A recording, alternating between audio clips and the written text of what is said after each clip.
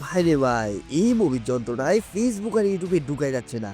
তাই ভাবলাম যে এই মুভিটা একটু দেখেই নিই। কিন্তু দেখার পর ভাইরে ভাই, এই মুভির ফ্যান আমিও হয়ে গেলাম। আর আমি কোন মুভির কথা বলছি এটা আশা করি তোমরা এতক্ষণে বুঝেও গিয়েছো। হ্যাঁ, আমি ২০২৪ সালের বেস্ট মুভি লাকি ভাস্করের কথা বলছি। শুধু আমি এতটুকুই বলবো, যদি তুমি মুভিটা দেখে থাকো তাহলে তোমাকে আমি সেলুট জানাচ্ছি। আর যদি না দেখে থাকো তাহলে আর দেরি কিসের, বাড়িতে মুড়ি নিয়ে বসে পড়ো আজকের এই সিনেমা স্টোরির এক্সপ্লেনেশন দেখার জন্য। তবু আমি মুভিটা শুরু করার আগে জাস্ট একটু টেলেটা বলে দিই। সাধারণ একজন ব্যাংকের এমপ্লয় যার মাসিক ইনকাম ৬,০০০ টাকা, আর এই বেটা বানিয়ে ফেলে নাকি ১০০ কোটি টাকা। ভাইরে ভাই, জাস্ট এতটুকু বলবো, তোমার চিন্তার বাইরে মুভি টুইস্ট। কিন্তু শুরু করার আগে দুইটা কথা বলে রাখি। এর নাম হলো ভাস্কর, সরি লাকি ভাস্কর। ওর মর্নিং করতে এসে কয়েকটি কথা বলে, তোমরা একটু মন দিয়ে শুনো কথাটা। এটা হলো মুম্বাই, এখানে সব কিছু হলো টাকা।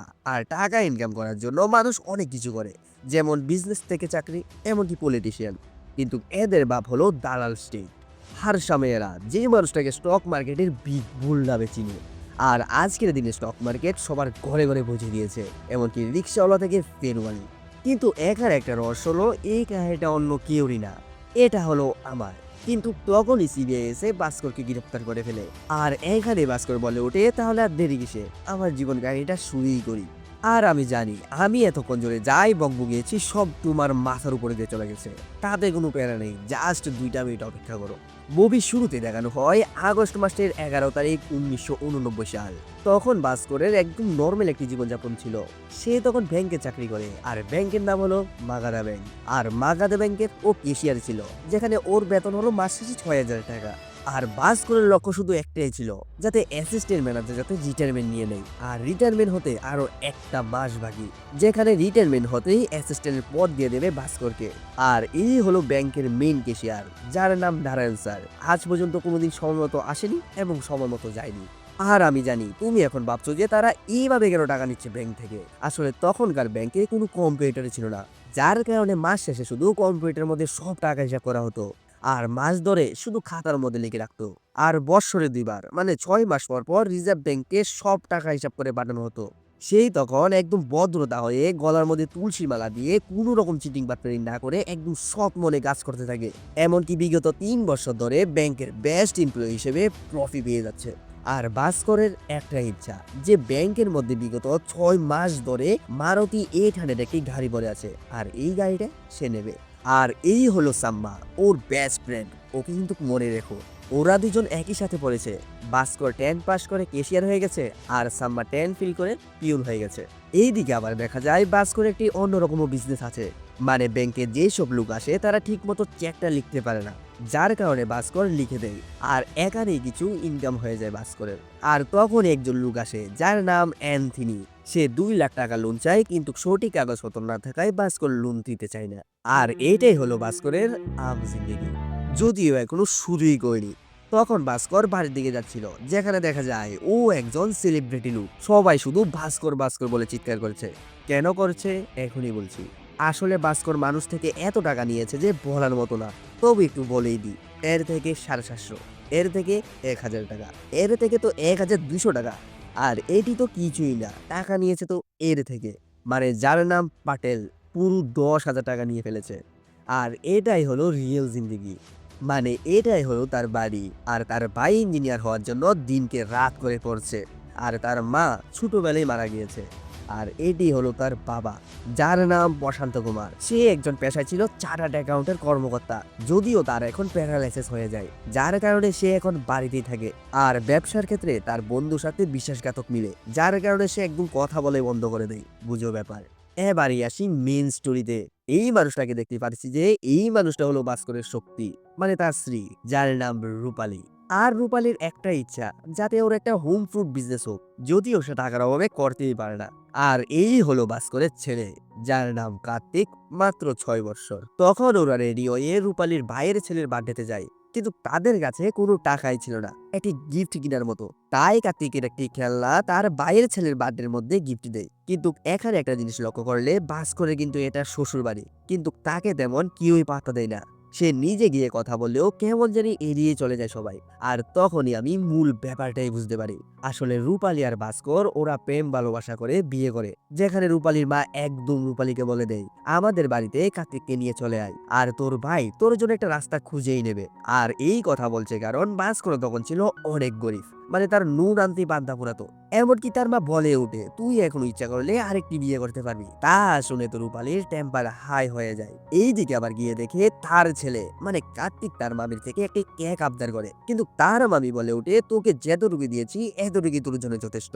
আর এইসব কথা শুনে ফেলে রূপালী, তখন আর কি তার মাথাটা একদম আগুন হয়ে যায়। তাই এখান থেকে ভাস্করকে নিয়ে চলেই আসে। আর আমি সেলুট জানাচ্ছি এমন স্ত্রীকে। ভাই রে ভাই, আমার জীবনে যাতে এমনই একটি মেয়ে আসে, তুমি কি বলো? তখন ওরা ফাস্ট ফুডে গিয়ে টিফিন খেতে যায়, কিন্তু ভাস্করের কাছে 3টা পরোটা নেওয়ার মতো কোনো টাকা নেই। সে তখন বলল আচ্ছা ঠিক আছে আমাকে তাহলে 2টাই দাও, কিন্তু দোকানদার 3টা পরোটাই দিয়ে দেয় 2টার দাম রেখে। মানে এমনও মানুষ যে এখনো আছে তা আসলে চিন্তার বাইরে। কিন্তু এখানে একটা কথা মানতেই হবে, এত অভাবের পরেও কিন্তু এদের ভালোবাসার মধ্যে কোনো ত্রুটি নেই। এইদিকে আবার ওই দিনটা চলেই আসে, মানে ভাস্কর যে দিনটার জন্য অপেক্ষা করেছে, যে অ্যাসিস্ট্যান্ট ম্যানেজার কবে রিটায়ারমেন্ট হবে। আর সে শুধু হাতের ঘরে দিনগুলো গুনছে, সে কবে এই ব্যাংকের অ্যাসিস্ট্যান্ট ম্যানেজার হবে। আর অ্যাসিস্ট্যান্ট ম্যানেজার হয়ে গেলেই মাস শেষে বেতন দাঁড়াবে 12,000 টাকা। আর তখনকার দিনে 12,000 টাকা মানে অনেক টাকা। আর এইভাবে কয়েকটা দিনও চলে যাচ্ছিল, কিন্তু আবার আসে অ্যান্থনি। আর অ্যান্থনি এসে তার ব্যবসা সম্পর্কে একদম ডিটেলসে বলে আসলে আমার ব্যবসা হলো ইলেকট্রনিক। আসলে কাসা নামে একটি জাহাজ আছে, আর এই জাহাজের ক্যাপ্টেন হলো জস। সে আমার পুরনো বন্ধু। আমি মালয়েশিয়া থেকে 30টা টিভি এনেছি, এই তো প্রায় 25 লাখ টাকা। 50,000 টাকা আমি অ্যাডভান্স দিয়েছিলাম, আর বাকি টাকা ডেলিভারি হওয়ার পরই দেব। কিন্তু এখানে একটি প্রবলেম হলো আমি মূলত মাল বিক্রি করে টাকা দিতাম, কিন্তু এই ক্যাপ্টেনটা হলো নতুন, যার কারণে এখন আমাকে মালই দিচ্ছে না, তাকে অ্যাডভান্স টাকা দিতে হবে। আর আমি এটাও জানি এই মাল যদি আমি বিক্রি করতে পারি তাহলে ডাবলের ডাবল টাকা এসে যাবে, কিন্তু আমার কাছে তো 2 লাখ টাকা অ্যাডভান্স নেই। তার কারণে আমি এখন ব্যাংক থেকে লোন নিতে চাই। যদিও ভাস্কর সে তখন এসব কথা শোনার পর কোনো ইন্টারেস্টে দেখায় না। পরের দিন সকালে ভাস্কর অফিসে যাচ্ছিল, তখনই পাটেল ভাই সামনে আসে আর মাছ বাজারের মধ্যে ভাস্করকে অনেক অপমান করতে থাকে। এমনকি তার শার্টের পকেটটা ছিঁড়ে তার স্কুটির চাবিটাকে নিয়ে স্কুটিটাকে নিয়ে চলে যায়। আর এই সময় তার কাছে ছিল না 20টা টাকা, যে অফিসে যাওয়ার জন্য ট্যাক্সি দিয়ে সে তখন দূরে দূরে ব্যাংকে যায়। কিন্তু সে ব্যাংকে গিয়ে দেখে ওকে অ্যাসিস্ট্যান্ট বানিয়ে বানাচ্ছে সুধীর চ্যাটার্জিকে, যেটা দেখে তার পায়ের তল থেকে মাটি সরে যায়। সে কতটা দিন ধরে আশা করে বসেছিল যে নতুন অ্যাসিস্ট্যান্ট বানালে তাকে বানানো হবে, কিন্তু সে এসে দেখে যে হয়ে গেছে পুরো উল্টো। যদিও ব্যাংকের সবাই ভাস্করের কথা চিন্তা করে মন খারাপ করছে, কিন্তু ভাস্করও একটা সময় মেনে নিয়েছে, যে বলে হিমাংশু স্যারও কি করবে। কিন্তু তার বন্ধু সাম্মা মূল ব্যাপারটাই বুঝতে পারে, যে কখনো ভাস্করের নাম বলেনি যে অ্যাসিস্ট্যান্ট ম্যানেজার হওয়ার জন্য। আর এটাই হলো তার প্রমাণ। মনে হয় তুমি এখনো মূল ব্যাপারটাই বুঝোনি। আসলে এই ব্যাংকের মেইন হলো হিমাংশু স্যার, কাকে কি পদ দেবে এটা ডিসাইড করে হিমাংশু স্যার। আসলে এই ব্যাংকের জেন্ডার ম্যানেজার স্যারকে ফর্ম পাঠায়, কিন্তু এই ফর্মের মধ্যে ভাস্করের নামই লেখেনি।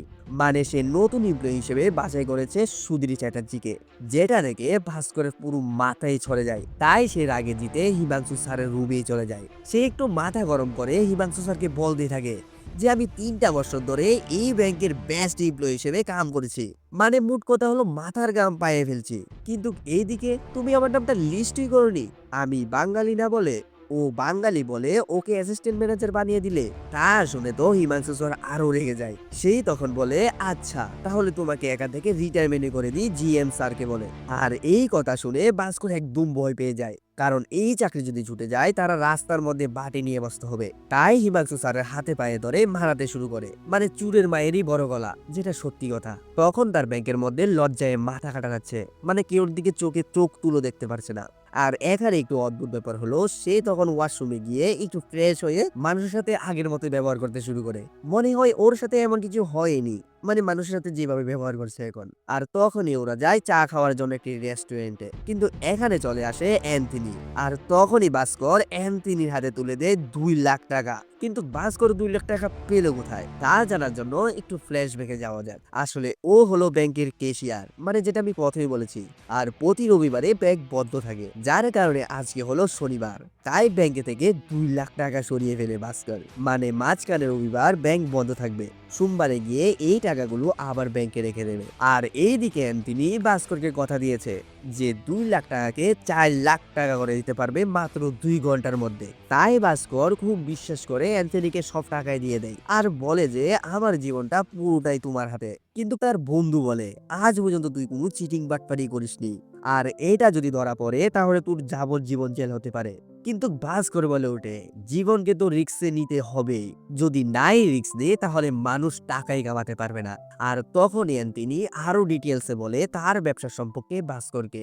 আসলে ইলেকট্রনিক জিনিস ইন্ডিয়ার মধ্যে অনেক ডিমান্ড আছে, যেমন সোনি আর প্যারাসোনি, এইসব ব্র্যান্ডগুলো মানুষের অনেক পছন্দ। আর এইসব যদি তুমি একদম রিয়েল ভাবে কিনতে যাও তাহলে 35 থেকে 40 হাজার টাকা পড়বে। কিন্তু এইসব টিভি যদি তুমি মালয়েশিয়ার, সিঙ্গাপুর আর অন্যান্য দেশে 12,000 টাকায় পেয়ে যাবে, কিন্তু বেশি কিনলে তো 8,000 টাকার মধ্যেই পেয়ে যাবে। আর এইসব ইন্ডিয়ার মধ্যে এত দাম কারণ আমাদের ভারত সরকার এটির মধ্যে ট্যাক্স লাগায়, কিন্তু আমরা এটাকে ট্যাক্স ছাড়া আনতে পারি, যার কারণে এটা আমরা একদম কম দামে আনতে পারি। আর এটা বিক্রি করতে পারলে তোমাদের 20% দিয়ে দেব। আর ভাস্কর তখন বাড়িতে এসে তার বউকে বলে যে আমার প্রমোশনটা হয়নি, অন্যজনকে দিয়ে দিয়েছে। এইদিকে আবার ভাস্কর অনেক চিন্তা করেছে যে 2 ঘন্টা তো হয়ে গেছে, এখনো কেন ওরা আসেনি। আর মাথার মধ্যে শুধু এটাই ঘুরছে যে 2 লাখ টাকা দিয়ে কি আমি ঠিক কাজ করেছি কি না। না হলে তো এমনও হতে পারে অ্যান্থনি 2 লাখ টাকা নিয়ে বিশ্বাসঘাতক করে পালিয়ে গিয়েছে, তাকে ওদেরকে পুলিশে ধরে ফেলেছে। আর তখনই গিয়ে দেখে সাম্মা এসেছে, কিন্তু সাম্মার হাবভাব দেখে তো ভাস্কর অনেক ভয় পেয়ে গেছে। আর তার পাশে দেখে যে অ্যান্থনি মুখে একটি হাসি ভরা নিয়ে, তা দেখে তো ভাস্কর একদম বুঝে যায় যে লাভই হয়েছে, লস আর হয়নি। আর তখনই ভাস্করকে একদম টাকা বুঝিয়ে দেয় আর সময়টা নষ্ট করে তখনই গিয়ে টাকা দিয়ে স্কুটিটাকে আনে। আর সোমবারে ভাস্কর একদম আগেই চলে যায়, ব্যাংকের টাকা ব্যাংকের মধ্যে একদম হিসাব মতো রেখে দেয়। আর এইভাবে দিনের পর দিন চলে যাচ্ছে, ভাস্কর চুরি বাটপারি করে টাকা নিয়ে ভাস্কর টাকা কামাচ্ছে। আর তার কাছে যতজন টাকা পেত সবাইকে টাকা আবার দিয়েও দেয়। আর ভাস্করের জীবন গাড়িটা খুব জুড়ে চালাতে থাকে।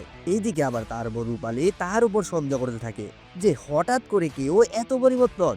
এইদিকে আবার জিনিসপত্র কিনে আনছে, যেই মানুষটা নুন আনতে পান্তা তো এই মানুষটার অন্যরকম ব্যবহার। তাই সে ভাস্করকে জিজ্ঞেস করে যে কি হচ্ছে। আর তখনই ভাস্কর একদম খুলে বলে যে সে ইম্পোর্টেড আর এক্সপোর্টেড বিজনেস করছে তার বন্ধু অ্যান্থনির সাথে। আর এইসব কথা যাতে কেউই না জানে, কারণ ও একজন ব্যাংকের এমপ্লয়। এইসব কথা শুনলে মানুষ খারাপও ভাবতে পারে। সে তখন বলে, তখন আবার দেখতে পায় যে ভাস্করের ছেলে মানে কার্তিকের বড় সড়ো করে বার্থডে সেলিব্রেশন হচ্ছে। কিন্তু এখানে একটা জিনিস বলতে গেলে নর্মালি মানুষরা কি হয় একটা অনুষ্ঠানের মধ্যে খুশি থাকে, কিন্তু এখানে কেউ খুশিই নেই, শুধু চিন্তা করেছে যে এই ছেলে কিভাবে এত বড় একটি পার্টির আয়োজন করেছে।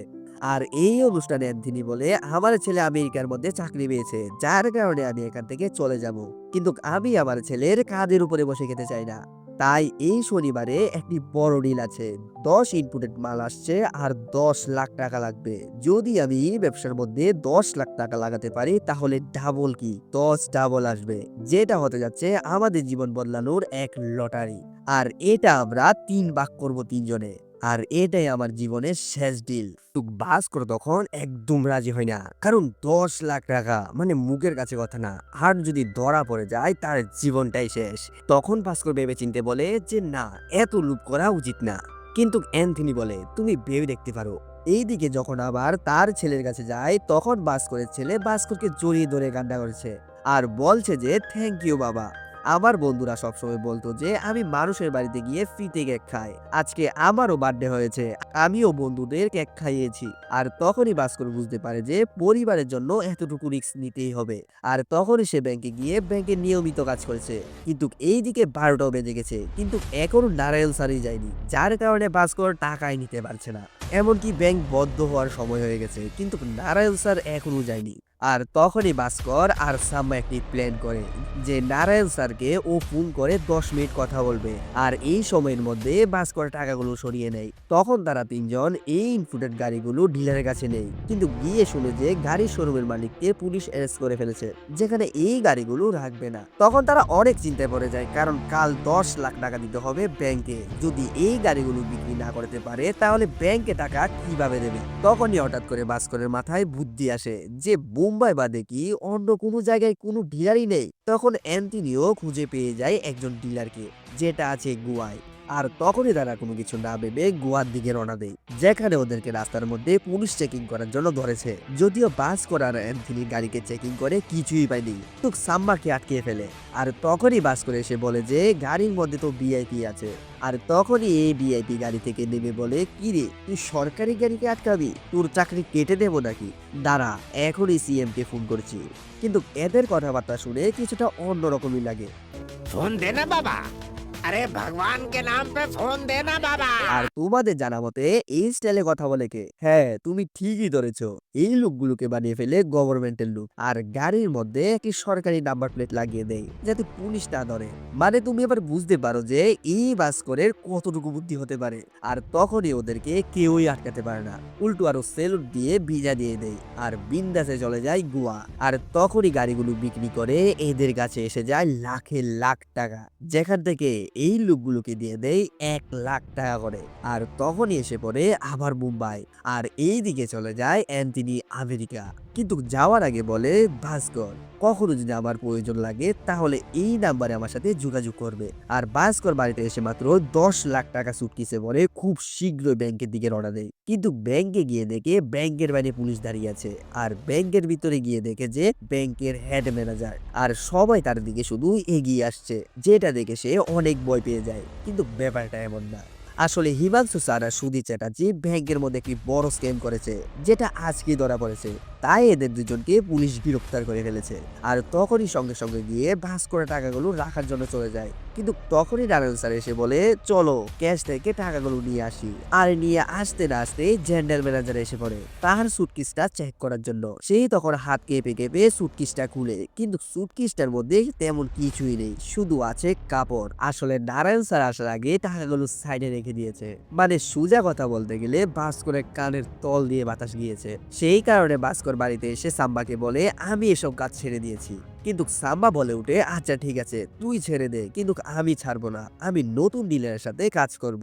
আর ভাস্কর এতদিনে ব্যবসা করে 6 লাখ টাকা জমিয়ে ফেলেছে। আর তখনকার দিনে 6 লাখ টাকা মানে বিশাল টাকা। কিন্তু এই 6 লাখ টাকা 1 টাকাও নিজের কাজে লাগাতে পারেনি। পুরো 6 লাখ টাকা দিতে হয় তার ভাইয়ের পিছনে, মানে তার ভাই ইঞ্জিনিয়ার করার জন্য লন্ডনে যাবে, আর তাতে তার 6 লাখ টাকাই লাগবে। তখন আর কি তার ভাই চলে যায় লন্ডনে পুরো 6 লাখ টাকা নিয়ে। আর ভাস্কর তখন আবার গলার মধ্যে তুলসীর মালা দিয়ে সৎ মনে ব্যাংকের কাছে চলে যায়। আর আজকে ব্যাংকের সামনে গিয়ে দেখে যে তার পছন্দের মারুতি 800 গাড়িটি ব্যাংকের সামনে, যে গাড়িটি নিয়ে চলে গিয়েছিল হিমাংশু স্যার। আর তখনই ব্যাংকে যেতে না যেতে ডাক দিয়েছে চেয়ারম্যান। আর তখনই চেয়ারম্যান স্যার যা বলে তা তো ভাস্করের পুরো দুনিয়াই কাঁপিয়ে দেয়। চেয়ারম্যান স্যার তখন ভাস্করকে বলে, ভাস্কর সিনিয়র আর জুনিয়র ম্যানেজার কেউই নেই এই ব্যাংকে। এইসব ঘটনা হওয়ার পর ব্যাংকের সিচুয়েশন অনেক খারাপ হয়ে গেছে। তাই আমি চাচ্ছি এই ব্যাংকে তোমাকে এজিএম বানাতে, যেখানে তোমার মাস শেষে বেতন হবে 19,500 টাকা। মানে এই ব্যাংকের সবচাইতে বড় সিনিয়র। যেটা শুনে তো ভাস্কর খুব খুশি হয়ে যায়। সেই তখন বলতে থাকে মনে মনে, এতটা দিন সৎ কাজ করেছিলাম, কোনো কিছু ভালো হয়নি, কিন্তু কিছুটা খারাপ কাজ করতে না করতে আমার জীবনটা তো পুরো লটারি লেগে গেছে। আর সুযোগ বুঝে তো ভাস্কর সিএম থেকে মারুতি 800 গাড়িটাও চেয়ে নেয়। আর গাড়িটা নিয়ে বাড়িতে এসে বউকে তো মানে কি বলবো বলার মতো নয়, পুরো লজ্জাই করে। কিন্তু ভাই একটা সত্যি কথা, এত সময় ধরে শুধু ট্রেলারটা দেখছিলে, আমি তো পিকচার বহুত বাকি হ্যাঁ। আর এত সময় ধরে সিবিআই লোককে শুধু বলছিল, কিন্তু এখনো শেষ হয়নি। তখন সিবিআই তার অ্যাকাউন্ট হিসাব করে দেখে যে একজন সাধারণ ব্যাংকের এমপ্লয়, যে মানুষটার একটা সময় নুন আনতে পান্তা ফুরাতো, তার অ্যাকাউন্টে কিনা 100 কোটি টাকা। যেটা শুনে পুরো অবাক। কিন্তু আমরা দেখেছিলাম যে জাস্ট 6 লাখ টাকা জমিয়েছে, এও আবার তার ভাইকেও দিয়ে দিয়েছে। কিন্তু 100 কোটি টাকা কিভাবে জমিয়েছে এটা এখনই দেখবো। আর এই ফর্মটির অনুযায়ী 6 মাস ধরে সে গলার মধ্যে তুলসী মালা দিয়ে 19,500 টাকা শুধু মাসিক ইনকাম ছিল। আর 6 মাস পরে ও হয়ে যায় কোটিপতি। আমি মুভির শুরুতেই একজনের নাম বলেছিলাম, যার নাম হার্ষা মেহরা। এমনকি ব্যাংকের সিএমএ পর্যন্ত বলে হার্ষা মেহরাকে একটু হাতে নেবো, কিন্তু কে এই হার্ষা মেহরা এটাই এখন জানবো। আর এই লোকটির নাম হলো সুরাজ। সুরাজকে হার্ষা মেহরা এখানে পাঠিয়েছে গ্রো হাই ব্যাংকের কিছু কাগজপত্র দিয়ে, যে কাগজটা ছিল বিহারের কাগজ। কিন্তু এখানে তোমরা চিন্তা করেছো যে বিহারের কাগজ কি? আসলে বিহারের মানে হলো ব্যাংকের রিসিপ্ট। তোমাদেরকে আরেকটু খুলে বলি, আসলে জনগণ যেভাবে ব্যাংক থেকে লোন নেয় ঠিক এইভাবে ব্যাংক থেকেও লোন নিতে পারে, যেটাকে বলে বিহার। কিন্তু আমরা সাধারণ মানুষ যেভাবে টাকা নিতে পারি ব্যাংক থেকে, ওরা এইভাবে পারে না। ওরা একটু ব্ল্যাকের মধ্যেই কাজ করে। যেমন বাগাতে ব্যাংক যদি কাটারি ব্যাংকে টাকা দেয়, তাহলে আগে টাকা দিতে হবে হার্ষা মেহরাকে, হার্ষা মেহরা তারপর গিয়ে দিতে হবে কাটারি ব্যাংকে। তারপর এটা আবার উল্টো হবে, মানে কাটারি ব্যাংক যখন আমাদেরকে টাকা দেবে তখন সেম হার্ষা মেহরাকে আগে দিতে হবে, তারপর হার্ষা মেহরা আমাদেরকে দিবে। কিন্তু এই কাজের জন্য হার্ষা মেহরা 0.001% করে টাকা পাবে। আর এই টাকাগুলো দিচ্ছে ভাস্কর মাত্র 2 সপ্তাহের জন্য। তখন গিয়ে সুরাজ ভাস্করকে একটু পটানোর চেষ্টা করে, মানে দামি গড়ি দিয়ে তাকে হাতে আনতে চেয়েছিল, যার কারণে ভাস্কর দুটা কড়া কথাই বলে দেয় সুরাজকে। তখন আবার তার প্রথম স্যালারি দিয়ে তার বউকে একটি ভালোই গিফট দেয়। আবার এইদিকে ওই দিনটা চলে আসে, মানে কাটারি ব্যাংকে যে সমস্ত টাকা দিয়েছিল এই লোকটিকে, তখন এই লোকটিও আসে। কিন্তু এই লোকটাকে টাইম দিয়েছিল মাত্র 1 সপ্তাহ, কিন্তু এই লোকটা আসে প্রায় 4 সপ্তাহ পরে। আর তখনই ভাস্কর একদম স্পষ্টভাবে জানিয়ে দেয় এইভাবে যদি কথা খিলাপ করে তাহলে তাকে বলে টাকাই দেবে না। আর তখনই সুরাজ বলে আমার 2টা স্টেটমেন্ট লাগবে, এক হলো হার্ষা মেহরার, আরেকটা হলো গ্রো হাই ব্যাংকের। আর ভাস্কর তখন জেরেস করে আনার জন্য লতা ম্যামকে জানায়। তখন লতা ম্যামও জেরেস করে আনে, কিন্তু লতা ম্যামও বলে 2টা জেরেস করে আনে, যার কারণে একটা ভাস্করের কেবিনে রেখে দেয়। আর হার্ষা মেহরা ছিল তখনকার যুগে অনেক বড় লোক, যেমন এখনকার যুগে আছে আম্বানি আর রতন টাটা। আর এইসব লোকের ব্যাংকের কাগজটা ছিল ভাস্করের হাতে, মানে তার জীবনে ব্যাংকে কত টাকা রেখেছে এবং কত টাকা তুলেছে সব লিস্ট আছে এই কাগজের মধ্যে। আর ভাস্কর তাদের টাকার লিস্ট দেখে পুরো মাথায় খারাপ হয়ে যায়। তখন সে একদম মন দিয়ে দেখার পর একটা জিনিসই বুঝতে পারে, যেটা হলো মাগাদা ব্যাংক থেকে যেই সমস্ত টাকাগুলো যাচ্ছে এই সমস্ত টাকাগুলো কাটারি ব্যাংকে যাচ্ছেই না।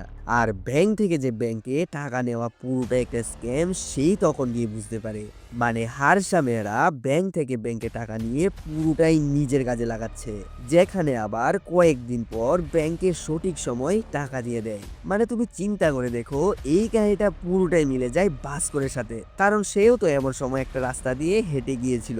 তাই সে আরেকটু ভালোভাবে খুঁজে নেওয়ার জন্য চলে যায় বাগাদা ব্যাংকে। তখন ভাস্কর গিয়ে বলে একটি স্টেটমেন্ট কাগজ দিতে, কিন্তু কাটারি ব্যাংকের ম্যানেজার একদম স্পষ্ট হয়ে বলে দেয় যে এইটা কোনো নিয়মই নেই। তখনই ভাস্কর বলে ওঠে আমাদের ব্যাংক থেকে তোমাদের ব্যাংকে টাকা দিচ্ছি, আর তুমি কি না একটি স্টেটমেন্ট কাগজ দেখাতে পারছো না? সে তখন একদম ক্লিয়ার ভাবে বলে দেয় না। আর তখনই ভাস্কর বুঝে যায় এই বেটা বিক্রি হয়ে গেছে। তার গলার মধ্যে চেন, হাতের মধ্যে দামি গড়ি, যেটা দেখে একদম ক্লিয়ার বোঝা যাচ্ছে। আর কথা বলতে বলতে তার মাথা দিয়ে ঘাম ছুটে গেছে। তখন ভাস্কর এখানে সময়টা নষ্ট করে এখান থেকে চলেই যায়। আর তখনই সে চিন্তা করেছে যে এই হার্ষা মেহরা এতগুলো টাকা দিয়ে সে কি করছে। আর এইদিকে ভাস্কর চলে যায় বিএসসিতে, মানে এইসব কিছু সম্বন্ধে জানার জন্য। আর তখনই সবকিছু জানতেও পারে যে হার্ষা মেহরা শেয়ার মার্কেটের বাপ। তবু একটু ক্লিয়ার ভাবে বুঝিয়ে দিই, মানে হার্ষা মেহরা শেয়ার মার্কেটে রিগিং করে। এই কথাটার মানে হলো আসলে হার্ষা কম রেটে বড় বড় কোম্পানি থেকে বাল্ব কিনে ফেলে, আর এই বাল্বটির দাম বাড়ানোর জন্য নিজের লোক দিয়ে কিনতে থাকে। আর এই বাল্বটি যত সময় ধরে দাম নাই বাড়বে তত সময় ধরে শুধু কিনতেই থাকবে, মানে নিজের লুক দিয়ে। আর যখনই রেটটা বেড়ে যায় তখন একই সাথে সবাই বিক্রি করে ফেলে। আর এইভাবে 10 দিনের মধ্যে ডাবল কামিয়ে ফেলে। যদিও এটা পুরোপুরি স্ক্যাম, কিন্তু সে কিন্তু একাই লাভ করে না, পুরো বিএসসি স্টুডেন্টকে কিছু টাকা কামিয়ে দেয়। আর এইসব কাজ করার জন্য যেহেতু অনেক টাকা দরকার, তার জন্য ব্যাংক থেকে টাকা নেই। তখন গিয়ে ভাস্কর যে হাসবে না কাঁদবে সেও নিজেও বুঝতে পারছে না। তখন তারাতে ছিল 2টা রাস্তা, এক হলে ব্যাংকে সব কথা জানিয়ে দেবে, না হলে হার্ষা মেহরার গোলাম হয়ে যাবে। কিন্তু সে চিন্তা করে যে ব্যাংকে সব কথা জানিয়ে দেবে। কিন্তু তখনই তার ছেলে আসে স্কুল থেকে, আর সে এসে মাত্রই বলে বাবা আজকে আমার এক বান্ধবীর ব্যাগ থেকে আমার বন্ধু একটি চকলেট চুরি করেছিল। ভেবেছিলাম আমি টিচারকে বলে দেব, কিন্তু সে বলে যে এই চকলেট থেকে আমাকে অর্ধেক দেবে। তাই আমি আর টিচারকে বলিনি। আর যদি টিচারকে বলে দিতাম তাহলে আমি কি পেতাম? তাই শুনে তো ভাস্করের মাথার মধ্যে পুরো 1000 ভোল্টের লাইট জ্বলে ওঠে। আর তখন লাখো দেখো মানে সুরাজ কল করে, যেখানে বলে যে তোমার সাথে পার্সোনাল কথা আছে। মানে সুরাজ ভাস্করকে কিনতে চায়, কিন্তু ভাস্কর বলে ওঠে যে আমার পেমেন্ট আমি বলবো। আসলে তোমরা যা ইনকাম করবে এখান থেকে আমার চাই 1%। আর কখন স্টক মার্কেটের দাম বাড়বে বা কমবে একদিন আগে আমাকে জানাতে হবে। আর আমাকে সব টাকা দিতে হবে ক্যাশে। আর এইসব কথা শোনার পর সুরাজও রাজি হয়ে যায়। আর প্রথম দিনে কামিয়ে ফেলে 25 লাখ টাকা।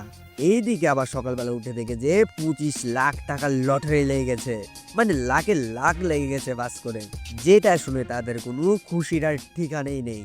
কিন্তু এখানে একটু ফ্ল্যাশব্যাকেই যায়। আসলে সেদিন ভাস্কর 25 লাখ টাকা পেয়েছিল ওই সুরাজের সাথে হাতে হাত মিলিয়ে।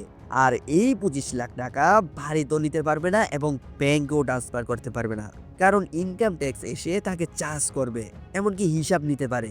তখন সে কি হিসাব দেবে তা ভেবে অনবর এক ছেলের সাথে হাতে হাত মিলায়, বলতে খবরে কাগজে ছাড়বে ভাস্কর 25 লাখ টাকার লটারি পেয়ে গেছে। আর ওই 25 লাখ টাকা একদম রিয়েল টাকা হয়ে যায়, যেখানে ও ব্যাংকে একদম ইজিলি ট্রান্সফার করতে পারবে। হাই রে ভাই, এবার তুমি দেখো এই বেটার কতটুকু বুদ্ধি হতে পারে। তখন তার তো আবার কিছুটা ডিমান্ডই অন্যরকম হয়ে যায়। আর ব্যাংকের এমপ্লয়ি তো ওকে পারছে না পুরো মাথায় তুলে রাখতে, কারণ বুঝো 25 লাখ টাকা, তখনকার দিনে 25 লাখ টাকা মানে বিশাল টাকা।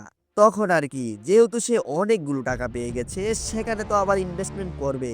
যেখানে আবার সুরাজ কল করে যে তুমি যতগুলো পারো এতগুলো কালকে সকাল থেকে কিনতে শুরু করো। তখন আর কি ভাস্কর গিয়ে 17 লাখ টাকা ইনভেস্টমেন্ট করে। ভাই রে ভাই। আর এইভাবে চলে যায় একটা সপ্তাহ। আর একটা সপ্তাহ পরে জানতে পারে যে সব কয়েন বেচে দিতে আজকের মধ্যে, যেখানে ও দূরে দূরে যায় খবর দিতে যে সবাই যাতে সব কয়েন বিক্রি করে ফেলে। যেখানে বিক্রি করে তার লাভ হয় 70 লাখ টাকা। মানে 17 লাখ টাকা ইনভেস্টমেন্ট করে 70 লাখ টাকা লাভ করে ফেলেছে। তখন তার বোনেরও বিয়ে ঠিক হয়, তাই ওরা জুয়েলার্সে যায়, যেখানে দেখতে পায় ওদেরকে একরকম আদর সমাদর করেছে, আর যারা একটু হাই ফাই তাদেরকে অন্যরকম লেভেলের সমাদর করেছে। তা দেখে ভাস্কর বুঝতে পারে যে টাকা শুধু পকেটে থাকলে হবে না, টাকা শরীরে দেখতে হবে। এইদিকে আবার জুয়েলার্সের ম্যানেজার বলে ওঠে যেভাবে হাব ভাব দেখাচ্ছে মনে হয় পুরো জুয়েলার্সে কিনে ফেলবে। আর এইসব কথাই শুনে ফেলে ভাস্কর, তাই এখান থেকে বের হয়ে চলে যায় টাকার ব্যাগ নিয়ে শপিং বলে। আর ওদেরকে টাকার ব্যাগ দেখিয়ে বলে এই শপিং এ যত দামি কাপড় আছে এবং ব্র্যান্ড জিনিসপত্র আছে তা দেখার জন্য। তখন তো তার বউ রূপালী দেখে পুরো অবাক যে এতগুলো টাকা। তখন ভাস্কর বলে ওঠে তোমার উপর থেকে নিচে পর্যন্ত যা কিনা কিনে নাও, আমি এতগুলো টাকা কামিয়েছি। আর ওরা শুধু শপিং করে না, ওরা চলে যায় গাড়ির শোরুমে। আর শোরুমে গিয়ে একটি গাড়ি পছন্দ করে যেটার দাম 17 লাখ টাকা। 17 লাখ টাকা 4 টাকারই কথা না। তখনকার দিনে 17 লাখ টাকা এখনকার দিনে 80 থেকে 90 লাখ টাকা সমান। আর এইভাবে হাইফাই সেজে চলে যায় ওই জুয়েলার্সে। কিন্তু তখনই জুয়েলার্স থেকে দূরে দূরে আসে ওদের গাড়ির দরজা খোলার জন্য।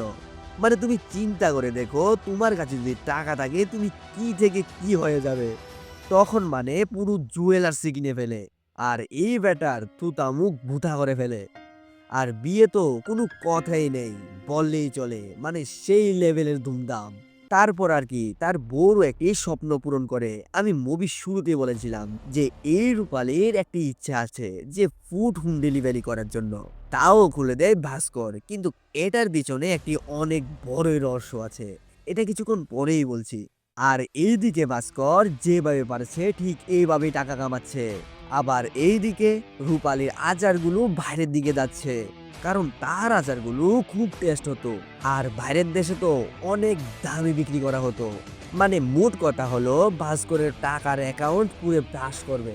আর এইদিকে ভাস্করকে দেখতে পারি যে তার ব্যবহার দিন দিন পুরোপুরি বদলে গিয়েছে, যেখানে তার গাড়ির জন্য রাস্তা দিয়ে মানুষই হাঁটতে পারছে না। আর সে কিছুটা অহংকারী গলায় বলে ওঠে, এই গাড়ি রাস্তার মাঝখান থেকে সরবে না, তার বিনিময়ে তোমাদের সবার বাড়িতে 1500 টাকা করে দিয়ে দেবো প্রতি মাসে। আর সেদিন রাতে পাটেলের স্কুটিটা বাস করে গাড়ির মধ্যে লেগে যায়, যেখানে পাটেল একটু রেগে গিয়ে একটি পাথর ছুঁড়ে মারে গাড়িটার মধ্যে। তা দেখে ভাস্কর অনেক রেগে যায়, যেখানে পাটেলের স্কুটিটা ভেঙেই ফেলে। মানে সে কতটুকু পরিবর্তন হয়ে গেছে এবার তুমি বুঝো। যদিও পাটেলও তখন অনেকবার ক্ষমা যায়, কিন্তু কাউরি কথা শুনে না, নিজের রাগটাকে বজায় রেখে একদম স্কুটিটাকে ছাড়খাড় করে দেয়। আর এইসব রূপালী দেখে ভাস্করকে অনেক কথা বলে, এমনকি ওদের মধ্যে অনেক কথা কাটাকাটি হয়, যেখানে ওরা কিছুটা দূরেই চলে যায়। আর তাই দেখছিল তার বাবা, মানে ভাস্করের বাবা।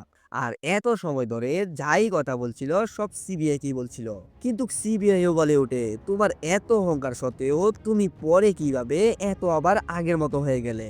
তখন আবার ভাস্কর বলে, কথায় আছে না, যতই উপর উঠবো ঠিক এত জোরেই নিচে পড়বো, ঠিক এমনই আমার সাথে হয়েছিল। আর তখনই জিজ্ঞেস করে, কেমন জুড়ে পড়েছো? আর ভাস্কর তখন আবার বলা শুরু করে, একদিন আমি আমার শ্বশুর বাড়িতে গিয়েছিলাম, আর যে লোকটি আমাকে দেখলে আমার সাথে ঠিকমতো কথাই বলতো না, তখন সেই লোকটি আমার সাথে কথা বলছে অনেক ভেবে চিনতে।